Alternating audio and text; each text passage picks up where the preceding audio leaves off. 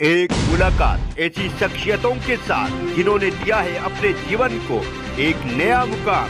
रूबरू कराएंगे ऐसी कुछ हस्तियों के साथ एक खास शख्सियत के साथ मुलाकात जयदेव पटेल के साथ नंबर 1 इंडिया न्यूज पर। नमस्कार व्यूअर्स, मैं जयदेव पटेल और आप देख रहे हैं नंबर 1 इंडिया न्यूज। आपका एक बार फिर स्वागत है एक खास शख्सियत के साथ मुलाकात प्रोग्राम में। आज हम बात करेंगे जलवायु परिवर्तन को लेकर।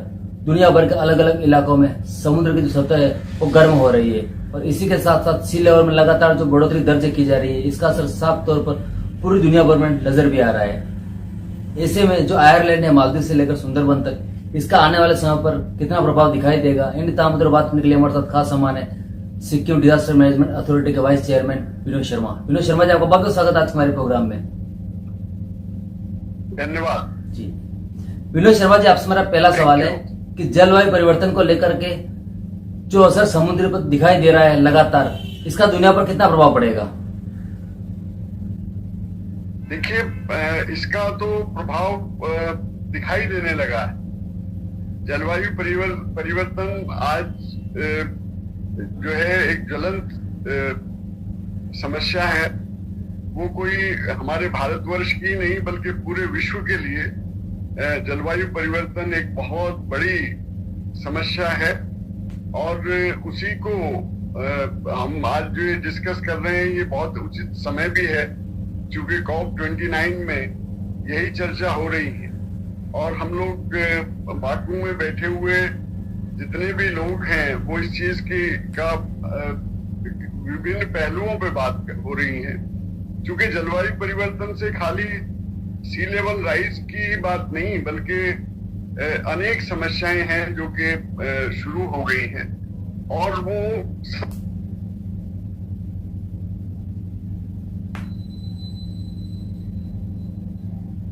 इसमें हम ये शोध करके बताएंगे कि इसका क्या इम्पैक्ट है। तो ये तो अभी दिखाई दे रहा है। देखिए, एक चीज मैं आपको बताना चाहता हूं कि जैसे कि आप जानते ही हैं कि ज्यादातर जो हमारा फ्रेश वाटर है वो तो ग्लेशियर्स के रूप में है। जैसे हमारा हिमालय है तो इसको हम थर्ड पोल कहते हैं। तो थर्ड पोल का मतलब ये है कि पृथ्वी का एक बहुत बड़ा जो फ्रेश वाटर का भाग है वो हमारे हिमालय में ग्लेशियर्स के रूप में है और वो ग्लेशियर्स पिघलते हैं तो ग्लेशियर लेक बनती हैं और ग्लेशियर्स के पिघलने से वो जो हमारी जो नदियां हैं, जैसे कि आप जानते हैं कि हिमालय से 3 मुख्य नदियां इंडस है, गंगा है, ब्रह्मपुत्रा है, ये सब और ये सारी नदियां जो है समुद्र में मिलती हैं। तो जो समुद्र तल जो बढ़ रहा है, जो आपने बिल्कुल ठीक बताया, उसके 2 कारण।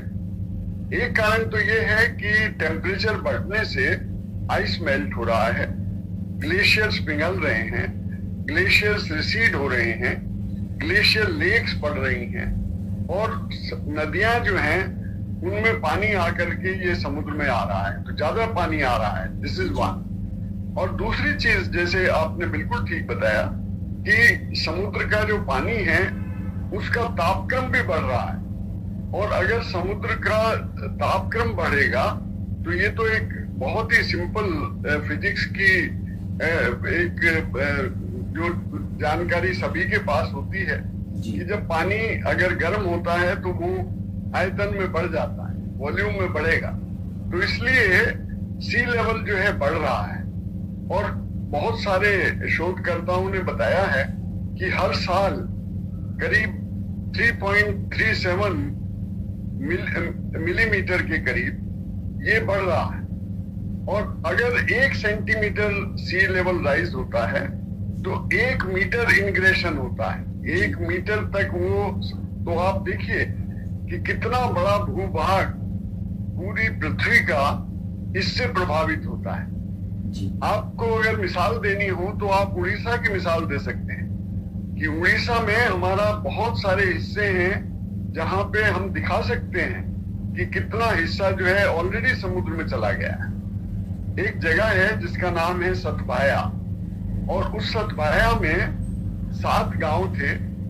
आज की तारीख में जो है 2 गांव बिल्कुल समुद्र में चले गए, 5 गांव दिखाई देते हैं।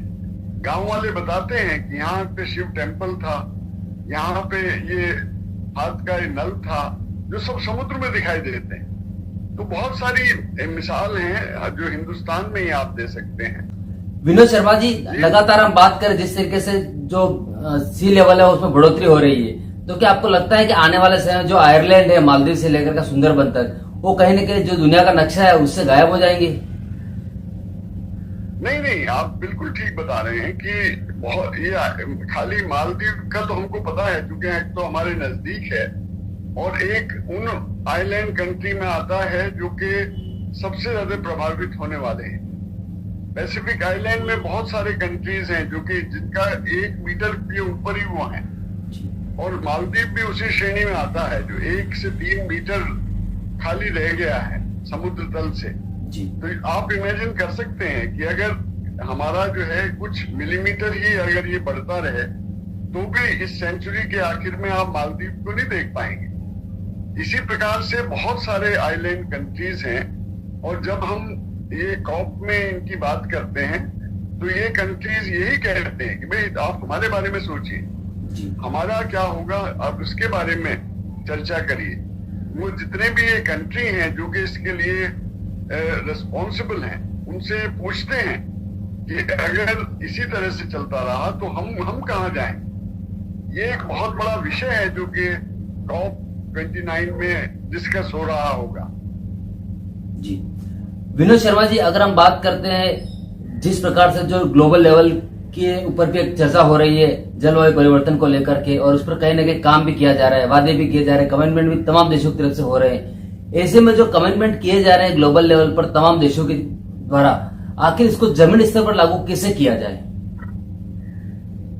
नहीं, देखिए अभी इसके लिए एक हम लोग बहुत सालों से चर्चा हो रही है कि ग्लोबल क्लाइमेट फंड की स्थापना हो, और पेरिस एग्रीमेंट में ये भी कहा गया था कि भाई ये जितने देश जो कि कार्बन एमिशन के लिए रिस्पॉन्सिबल हैं वो उसकी जिम्मेदारी लें, और इस प्रकार के कंट्री जो कि हम बात कर रहे हैं, चाहे वो माले हो, चाहे वो और पैसिफिक आइलैंड में आइलैंड कंट्री हो पैसिफिक ओशन में, उन सभी की अगर हम बात करें, बांग्लादेश की बात करें, आप दूर क्यों जाते हैं, बांग्लादेश जो है करीब 1/3 बांग्लादेश इनंडेट हो जाएगा, और एक बहुत बड़ी सोशल पॉलिटिकल इशू भारतवर्ष के लिए खड़ी होने जा रही है, क्योंकि हर साल बहुत सारे इसके छोटे छोटे आइलैंड जो हैं वो डूब रहे हैं, और वहां पे रहने वाले जो हैं वो मेनलैंड पे आ रहे हैं।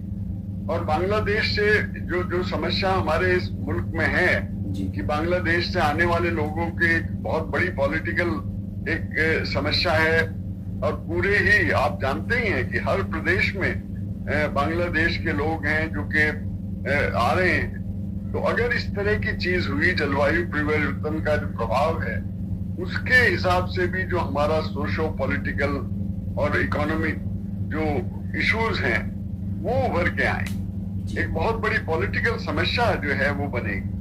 और इसी प्रकार से जैसे मालदीव है तो कहाँ वो लोग जाएंगे, तो इसी तरह से जो एक मास माइग्रेशन और ये रिफ्यूजीज की प्रॉब्लम, ये क्लाइमेट रिफ्यूजी इसका नाम दिया गया है कि क्लाइमेट रिफ्यूजी हैं, ये अलग अलग देशों में जाएंगे और वहां के लिए एक अलग समस्या ये बन रही है कि तब क्या होगा और तब हम उस समस्या को कैसे सॉल्व करेंगे।